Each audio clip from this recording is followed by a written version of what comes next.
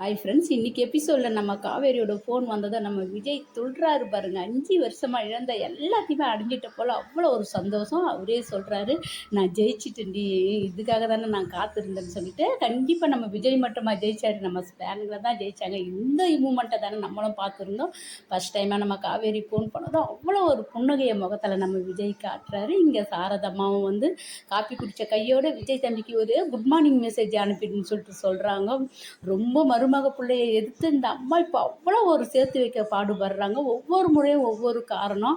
நீ சேர்ந்த ஹாஸ்பிட்டலில் தான் அந்த தம்பியும் சேர்ந்து இருந்தார், அவர் சாவ பழிக்க இருந்தார், அவங்க பாட்டி தாத்தாலாம் அங்கே பார்த்தண்டி. இதை சொன்னால் உன் உயிருக்கு ஆபத்து, எதோ பழைய விஷயங்கள்லாம் சொல்லாதுன்னு டாக்டர் சொன்னதுனால சொல்லலைன்னு சொல்லிட்டு இந்த இடத்துலையும் மாற்றி மாற்றி பேசுகிறாங்க. அதை கேட்ட காவேரி, ஆமாம் அவங்கள பார்த்தா ஞாபகமாகவே அதுக்கு தான் எனக்கும் இருக்குதான்னு சொல்கிறேன்.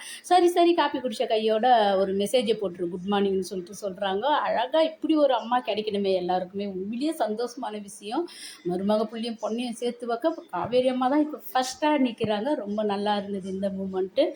நம்ம காவேரியும் யோசிக்கிறா, உயிருக்கு உயிராக லவ் பண்ண பொண்டாட்டி இழந்துட்டு அவங்க ஞாபகமாகவே இப்படி இருக்கிறதுனா இப்படி தாம்மா ஒருத்தரை லவ் பண்ணி கல்யாணம் பண்ணிக்கணும், எனக்கும் கல்யாணம் பண்ணிக்கணுன்ற ஆசை வருதுன்னு சொல்லிட்டு, அந்த ஆசை சீக்கிரத்தில் நம்ம விஜயை லவ் பண்ணுற மூமெண்ட்டாக இருந்தால் ரொம்ப சந்தோஷமாக இருக்கும். அடுத்த எபிசோடில் பார்க்கலாம். Bye by.